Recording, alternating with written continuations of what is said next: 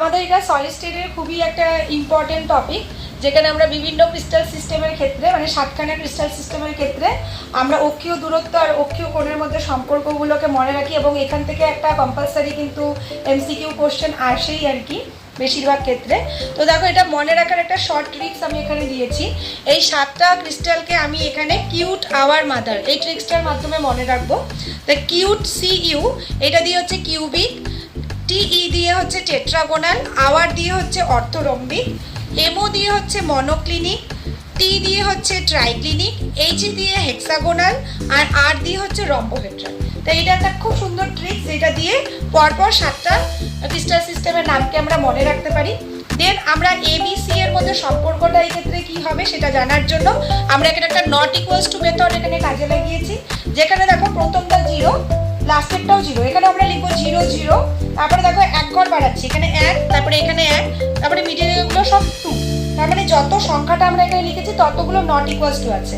তো এখানে দেখো প্রথমটাতে 0 মানে একটাও নট ইকুয়ালস টু নেই, তারপরে একটা মানে একটা নট ইকুয়ালস টু হবে, আর 2টা মানে দুটোই নট ইকুয়ালস টু হবে। তাহলে এই মেথডে আমরা ABC এর মধ্যে সম্পর্ক ইজিলি আমরা বের করে দিব। গোটা চার্ট মনে রাখার দরকার নেই, জাস্ট আমরা পরীক্ষার খাতায় কিউ টাওয়ার মাদার লিখবো, পরপর এটা লিখবো, ABC এর মধ্যে সম্পর্ক বেরিয়ে যাবে। দেন আলফা বিটা গামার মধ্যে সম্পর্ক বের করতে গেলে প্রথম 3টার জন্য আমরা মাথায় রাখবো যে আলফা বিটা গামা একে অপরের সাথেও সমান, 90 ডিগ্রির সাথেও সমান। ওই জন্য দেখো একটা ব্র্যাকেট করে রেখেছি। আর তারপরে আমরা একদম লাস্ট পার্টটায় চলে আসবো, যেখানে আমরা মনে রাখবো যে alpha equals to beta equals to gamma, কিন্তু সেটা 90 ডিগ্রির সাথে সমান না। এবার পড়ে থাকলো আমাদের মিডিলের 3টার মধ্যে একদম মিডিলে যেটা থাকবে সেটার ক্ষেত্রে আমরা মনে রাখবো আলফা বিটা গামা একে অপরের সাথেও সমান না, 90 ডিগ্রির সাথেও সমান না।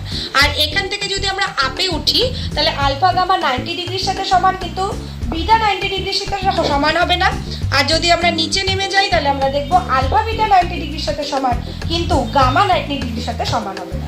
তাই এই মেথডে তুমি যদি 2বার প্র্যাকটিস করো তাহলে তোমরা কিন্তু ইজিলি শুধুমাত্র পরীক্ষার খাতায় এইটুকু লেখেই কিন্তু গোটা চার্টটাকে ইজিলি মেমোরাইজ করতে পারবা। 1 নাম্বার দিয়ে X, Y ও Z এই 3 অক্ষ বরাবর একক কোষের ছেদিত অংশের দৈর্ঘ্য যথাক্রমে A, B ও C।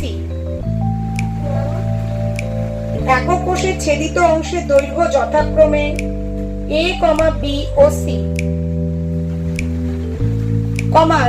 যাকে অক্ষীয় দূরত্ব বলে, ছেদিত অংশ B ও C,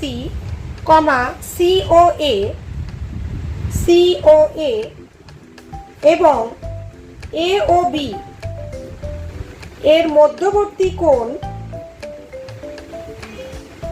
যথাক্রমে আলফা, বিটা ও গামা।